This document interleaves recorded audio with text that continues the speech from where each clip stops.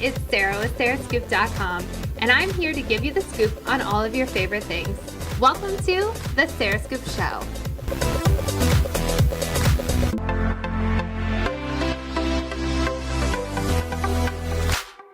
Hi everyone, and welcome back to The Sarah Scoop Show.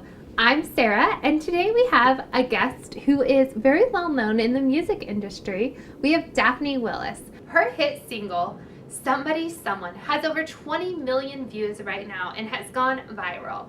She's making a big impact in the country music world, and she's here today to share her story with us.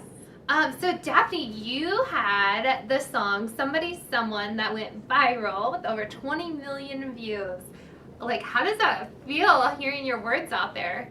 It was crazy, you know. I mean, the song is so emotional and personal. So more than anything, like, the views were one thing, but it was really the messages and the comments and the stories and pictures and just people reaching out. So it was,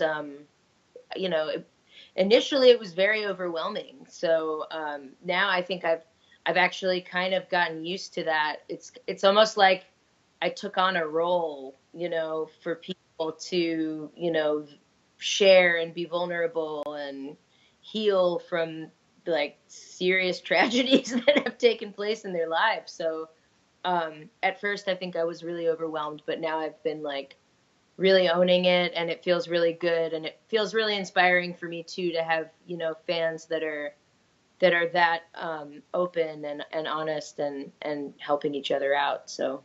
And so how did you get into music in the first place? Like what got you started, your inspiration? Any advice you have for people wanting to get started? Oh, well. Lots of questions. Yes. Yeah, no, that's fine. I've been doing music, I guess, as far back as I can remember. Both of my parents were music majors. Okay. So I like literally grew up in a musical household. Did a lot of theater, played this and that or the other growing up, like took saxophone and piano. And then when I was in high school, I started learning how to play the guitar. And I had already been writing a lot of poetry. So it was like kind of this natural progression for me to start writing songs. And I grew up in Chicago and eventually, came to Nashville, got signed and started doing it full time, which has been incredible. Being such a competitive market, like being a musician, people dream of that, but a lot of people try and they give up. Or what keeps you going? Collaborating. I think that is the biggest thing you can do is to co-write. I co-write all the time. I'm actually in a co-writing session right now as we speak, and we took a little break. It's super fun. Music is super social. For me, it is anyways. So it keeps me inspired. It keeps me growing. It also is, it's networking too. When you collaborate with other people, you're making a piece of art that is going to go to their network and your network. So it's basically increasing your statistical chances of the song, ending up somewhere. Who do you usually collaborate with, or who has been like someone that you've just really enjoyed collaborating with? Well, I collaborate about 4 to 5 times a week. So like literally hundreds of people. And it's amazing and I love it. I definitely like have my, go-tos. I'm in a session right now with a guy named Cody Clark, who's an incredible producer. And we do a lot of writing for like film and TV stuff. So we just get together and it's fun and like we mess around with ideas and it's great.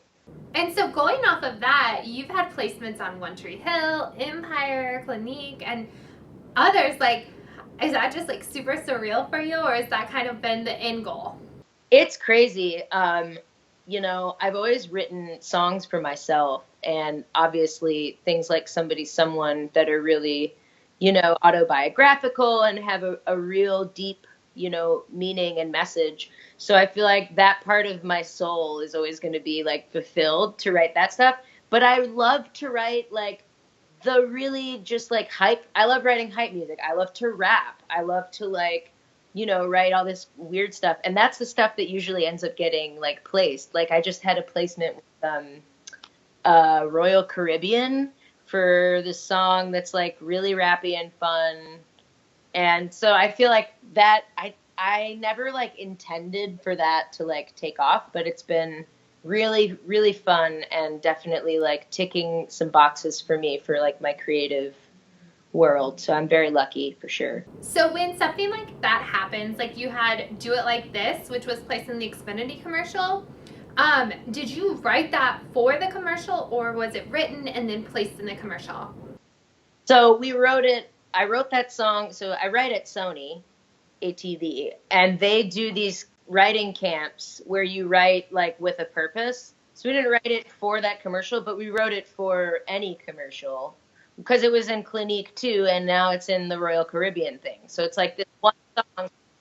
It's the same song, and I wrote it, and I've had other songs in other placements, but this song was actually written in a sync camp intended for use in like, and I say sync is short for synchronization. So that just means like for other listeners. So that just basically means like when they sync a song with a movie or an ad or something like that. So, And you said you're from Chicago. So when did you move to Nashville? And do you feel like that's something important for people to move to Nashville that want to be singers or songwriters or just in the music industry?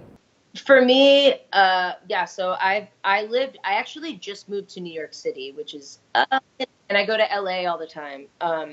For me, I was in Nashville for 8 years, and for me, for my path and like my genre and what I wanted to do, it was just like a really good place for me. My parents ended up moving here, so it's a great town because there's a lot of music industry here for people who are wanting to pursue a career either as a singer or a writer. I would definitely recommend you be in either New York City, LA, or Nashville for that. There are also cities like Atlanta, Miami that have a solid, music music industry presence, but you really want to be where the big companies are and where all the managers and where all the stuff is going down. So I don't know if it necessarily would have worked out for me the way that it did had I not moved somewhere that was like heavy on the networking side and like on the collaboration side. Because people in Chicago don't co-write very often. So the fact that like that's a thing here and in LA and New York, that's what people do. It really connects you and plugs you into those outlets where you want to be. Gotcha. So you are like a very positive person in the music world. Like you had the Somebody Someone and I Am Enough is something that you're working on, a campaign. Do you want to talk a little about that? Yes, definitely. I would love to. I'm so excited about the entire project. It's going to be launched October 12th with the release of my next single. And, like the release of Somebody Someone really changed the way that I get to release music and look at, my artist platform. And it's such a good thing for me to be able to talk about these issues that I deal with every day, like self-worth. Or, I've been in recovery for 2.5 years. Right, and I was actually gonna talk to you that next. So if you want to talk a little about that, about just like becoming clean and sober and how you've stuck through that and just like you're using your life to motivate others and encourage them through your songs like Somebody, Someone, and Forgiveness. And as you're talking more about like I Am Enough, like how do you incorporate all of that and what do you think has been, because I know there are definitely people that are following you and seeing your story, and it's amazing like you are open about this, like I've struggled, I've come past that, and like others can too. Yeah, well, I think, honestly, releasing Somebody Someone was such a vulnerable moment for me. And up to that point, I hadn't been very vocal about everything that I was going through and struggling with. And it was almost like, the second I released the song and the support was just so tremendous. And then I started doing like the Facebook Lives, which is a big thing I do with my fans. And just the tremendous amount of support and encouragement to continue to share and to continue to like, explore those avenues of myself, but being like super open about it. It was like the more I talk about it, the better I feel and the more my fans connect. So it's just like this amazing reciprocal, beautiful relationship with me and my fans, and it's like they're the best, and they keep me going, and they encourage me, and they hold me accountable, and like make jokes, and it's just such a great thing, you know, that I really lucked out because I get to just be myself, you know. Essentially, at the end of the day, my artist stuff is just like me, you know. That's amazing, and that's probably why so many people connect with you, because you're so open and you're writing words that others are experiencing too. Yeah.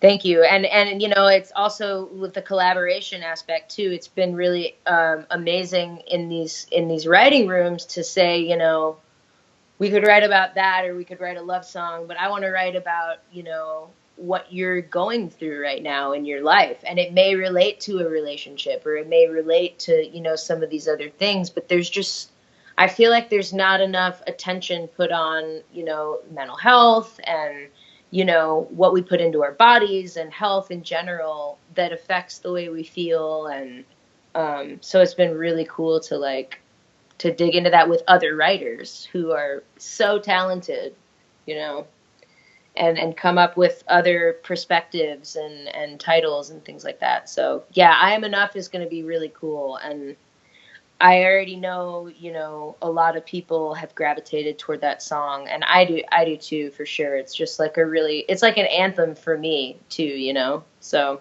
And so, going off that, you also have Forgiveness being released on October 12th. Yeah. What's the story behind Forgiveness? Forgiveness is about forgiving myself for the things that I did when I was really heavily into like drugs and alcohol.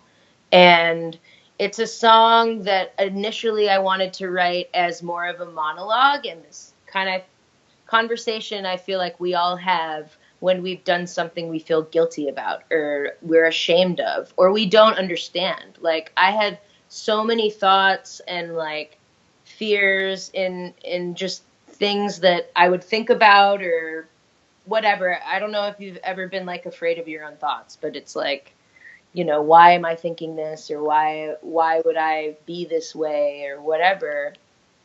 And once you kind of get to the point where you're in a relationship with somebody who completely accepts you for all that you are, like no bullshit, no lies, you're completely honest with that person, and they forgive you, it's like you can forgive yourself for things that you would never have been able to forgive yourself for on your own. You have to do it through love. Like you can't, it's like you can't ever do it unless someone else is sitting there telling you that you're okay. And that's what the song is about, basically. Yeah, I think a lot of people will relate to it. Depending, like, it sounds like it can be something that goes to different people in different aspects of their lives. Oh, yeah, and it's not just about, I mean, the song is about my own personal experiences for sure, but everybody does shit that they regret, and everybody makes mistakes, you know, and it's about that too, and it's about just being human and needing to be loved, you know. So if you, I mean, you seem very open about like you had a hard time at one point in your life. So for people that are at that point in their lives and they're watching this interview and seeing, wow, she's, you know, gone on to make this successful music career, like what can you tell those people that are at that lower point in their life to help them get past it? Well, I would say, you know, there's a lot of different pathways that you can take. I didn't go to rehab, and I didn't do AA. I was like severely addicted to cocaine and drinking a lot of alcohol, and for a long time, on and off.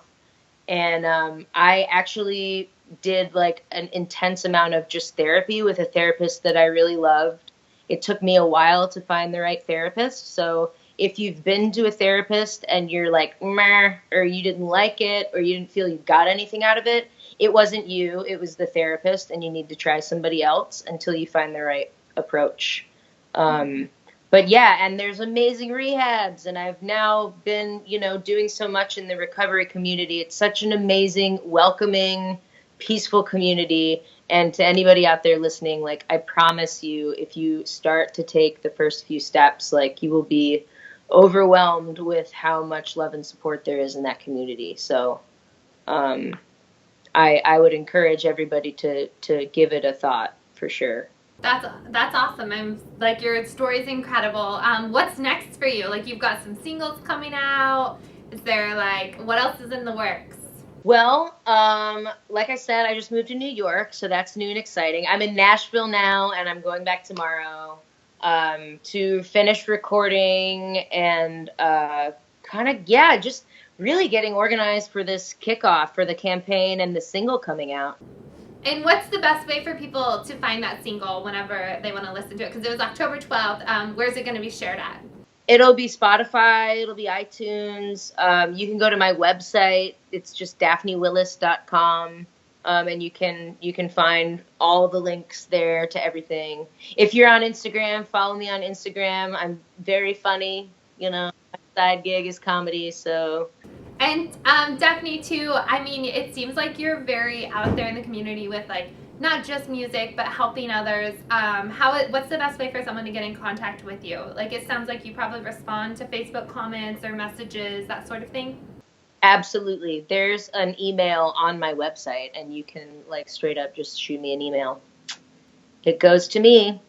Wonderful. Well, do you have anything you want to end this with? I think you've been wonderful. You've shared so much good advice, and it's so exciting hearing someone that's building their music career. Thank you so much. No, you guys are amazing, and I love what you guys do, and I'm just excited to be on here. So thank you for having me. Of course, and we'll be sure to check out your website, your new singles. You've got a lot of fun stuff in the works, so we're excited to get to follow along.